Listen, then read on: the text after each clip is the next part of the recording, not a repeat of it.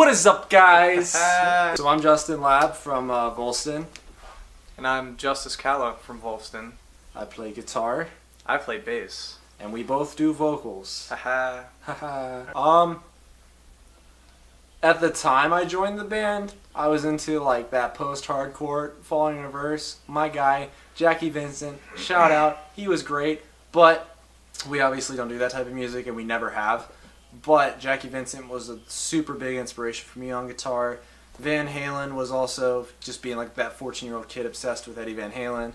And then I guess throughout the years I experimented on and off with music, and I was really into Nirvana at one point. And then I'm also really into like Bring Me the Horizon, and then of course like Wage War, Architects, and a bunch of bands like that, Crystal Lake.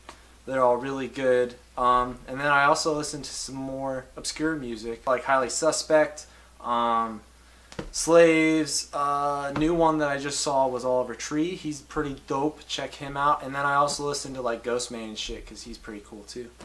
My main influence when I joined the band, I mean, I've been in the band the least amount of time compared to everyone else. Yeah. But when I first joined the band, I was mainly into like kind of like 2010s metalcore, like Miss May I, Parkway Drive, The Ghost Inside. More melodic stuff when it comes to metalcore.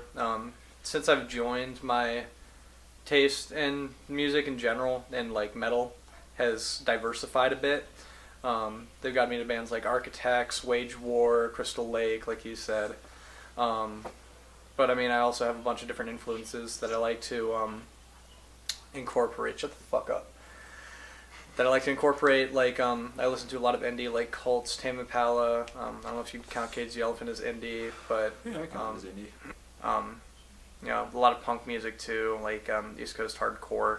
MDC, Minor Threat, Black Flag, which is more just hardcore. But Forgot to mention those bands, so thank you. Yeah, stuff like that. I joined the band when I was barely 15. I think it was September 15th of 2015. So that gives away I'm not a 90s child, sorry. But yeah, I joined the band around 2015 after, like, once the member changes, I guess, first started. We went through a bunch of them, and then 2018, after 3 years of going through multiple members, we got Justice, and now it's kind of like all settling in, which is great because we've all wanted to do that for a while now. Yeah, kind of like he said. I mean, I joined in 2018 when I was 18. I've been in the band the least amount of time. Which, I mean, at first was kind of, difficult on my end because when I first joined, we were just doing a lot of stuff. And I just kind of had to jump into it, feet first. No getting the toes wet. But Straight in the studio. yeah, just straight into it. But 2 months into the band, we're in the studio. yeah, I mean, it was a big jump right in because, I mean, they were pretty much already established and doing stuff, and I just had to go right in. It's interesting because we were kind of mates, but at the same time, we weren't. Like, I grew up going to Catholic school, same as Alex and Anthony, and then I actually went to the same school as them from 6th to 8th grade. So we were friends in that time period. But I knew them since I was in 3rd grade because they played football in 4th grade. My dad was like the coach because the way it worked was like the schools combined to make one big football team because our schools were small. But I knew them since like 3rd grade, and then in 2015, Alex just like DM'd me one day. It was like, "Hey, you want to join the band?" And then at the time, I was like really wanting to join a band, so I was like, "Yeah, I'll join the band." Met him at Chipotle, and here we are. Well, I was friends with Justin since like sophomore year because I met him in algebra class. Shout out Mr. Dye. Class was ass, but I auditioned sophomore year, and they said no. Yep. But then I auditioned again senior year 2018, and they said yes. And I mean, I wasn't really friends with Alex and Anthony before I joined the band. Like, I'd met them and talked to them, when I auditioned before, and I kind of didn't have contact with them until I auditioned again. But yeah, I mean, I auditioned. I was really the only one that had to. Yeah, but also shout out for Justice for auditioning because what happened with that was he tried out sophomore year and he actually like watched our live shows and practiced his parts to them to where when he auditioned, he could actually like play with us. And then we just said no because we were at a really awkward stage of the band and we didn't know the direction we were going. And with Justice, he's always been like super into like metalcore, that type of thing. And at that time of the band, we were unsure of the direction. And not saying that like we weren't going to do metal, we weren't going to do that, but we were just being really open. So we just said no, I guess, because we had some other people try out. And yeah. I wouldn't say I try to sound like another band.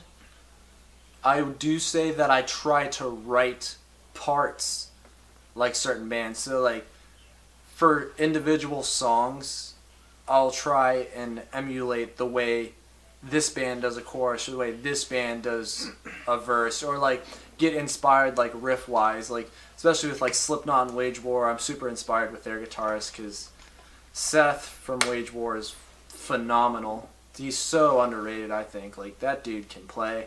Also, Cody's really good too. And then Jim Root has always been really cool for riffs. He's always been doing really interesting stuff in Slipknot. So I would say I'm inspired by parts of bands, not full bands. Yeah, I mean, I'd say the same thing. I'd say there's a big difference between trying to sound like a band and being influenced by a band. Because we don't try to define our sound based on other bands, but like Justin said, we try to write parts that'll emulate bands that we like and listen to. Considering, I mean, we listen to a lot of metal. I mean, it's pretty much 90% of what we listen to. I mean, like Wage War and Architects and stuff.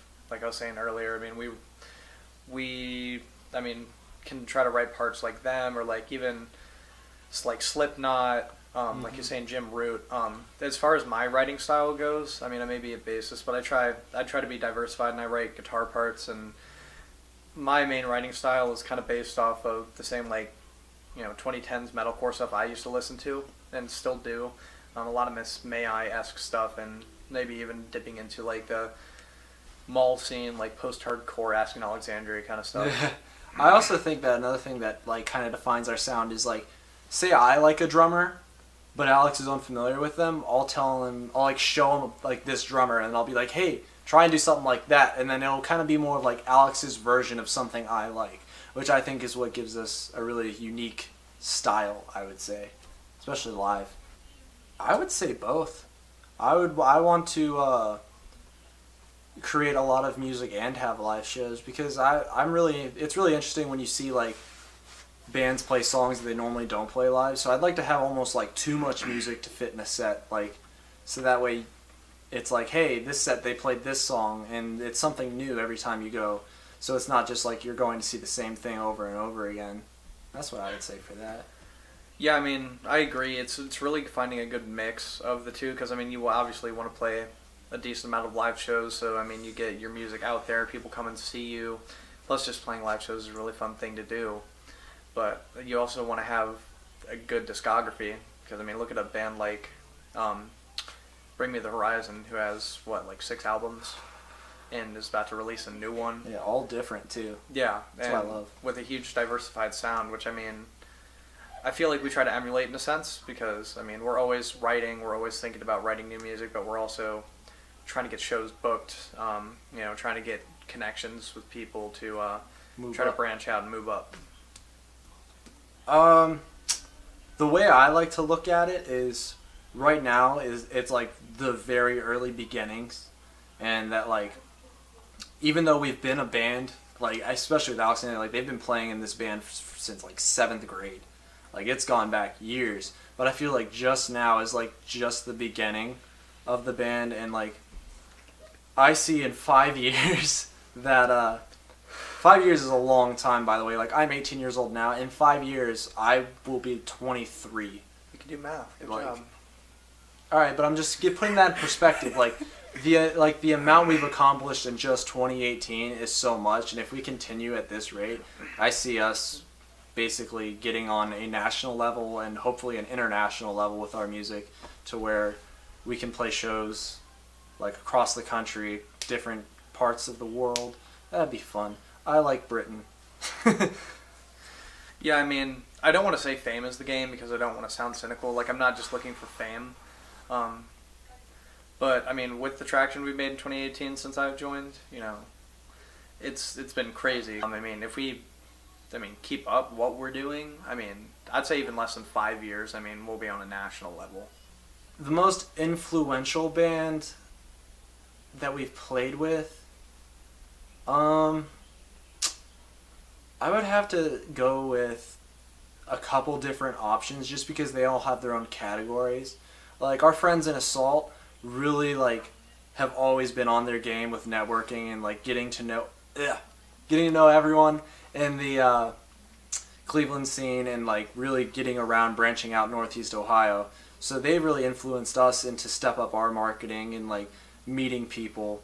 But then there have also been other bands. We opened for a band called Open Your Eyes once, and one thing that they did that gave us great insight was they showed us the realities of what it was to start touring and all that, and how important it is to be professional with others and always treat other people with respect, because at the end of the day, when you're playing a show at a venue you've never played at before, you don't know those people and they don't know you, so if you're just a dick, you're probably not going to play there again.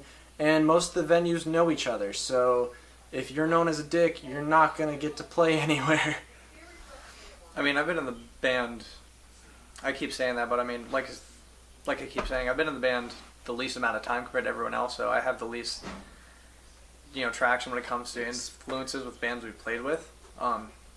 In my eyes, probably the most influential band we've played with has to be Divorce Horse, just because the bassist for them, Larry, he's giving us insight all the time on our shows. He's telling us maybe areas we need to improve on or how we're improving, and just generally being really supportive. And he's been in bands for a long time. Very inspiring person. Yeah, considering what, he's in his 30s. Yeah.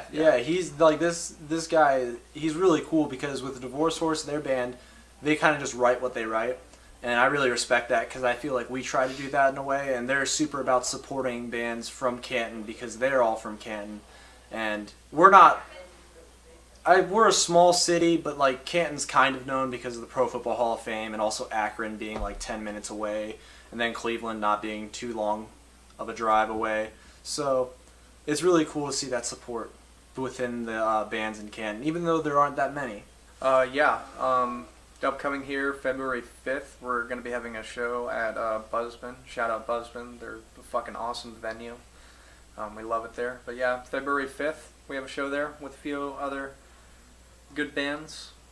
And then, hopefully get some more stuff here soon. Not yet, but there should be one coming soon. I would say the spring of this year you should expect a website, because right now we're in the process of building the website, and for merch-wise, we need to restock that really bad because last show we ran out of sizes for a lot of our shirts, and we're coming up with new designs, so expect those soon.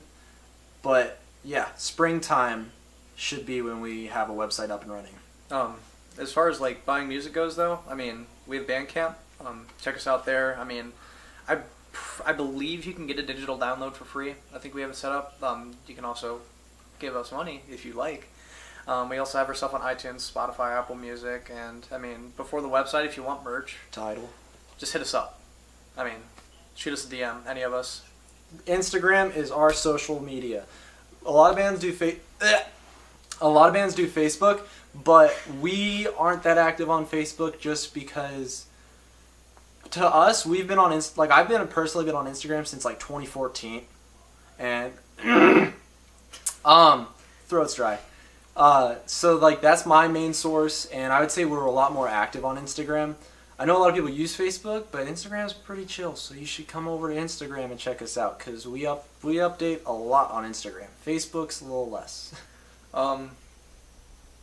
Just keep at it, because you see how long these guys have been in a band. Alex and Anthony since 7th grade. Justin, he joined in 2015. And we're just now getting the traction that, we've all wanted. Because, I was in bands before I joined vollstin that never worked out because we just never really were disciplined. So I'd say just, I mean, keep with it. Things move slow at first. Be disciplined. I mean, practice is one of the biggest things because I feel like a lot of bands, they'll just be like, oh, do you want to practice now? I mean, set up dedicated practice dates, set up dedicated days to writing. If you think of something, send it. I mean, you just have to stay really dedicated to it and be on top of it, because if you're not, I mean, you're just going to sink in with all the other local bands that don't get anywhere with anything. Play shows, because even if you don't have the means to record your music yet, playing shows will help you get to know other people that are in your area that also are in bands, and then you can get to know people who record music. Like, if we didn't play shows, we would have never met Hayden, who recorded our EP and is recording these 2 new singles that are going to be released soon, if we didn't play a show with Black the Sun, because that is just one of those things where it's kind of like you don't know who you'll meet until you meet them, and it's really important to get to know people. So play shows, and like he said, practice, and also make sure you're putting out quality, because if you heard a band that didn't have something that sounded like something you'd listen to on a regular basis, then why would someone listen to your band if it's not something that you would say is up to quality? Thank you, Headbangers Republic on Twitter, for having us do this interview. It's pretty fucking awesome. Big thanks. I saw that you guys said mates, so I'm pretty sure you guys from the UK. I love the UK a lot. Maybe they're Australian. I'd like to think that they're UK. Anyways, Australian, mates is cool. I love their accents. Britain's really cool. They have a lot of cool artists and respect. So big thanks to Headbangers Republic.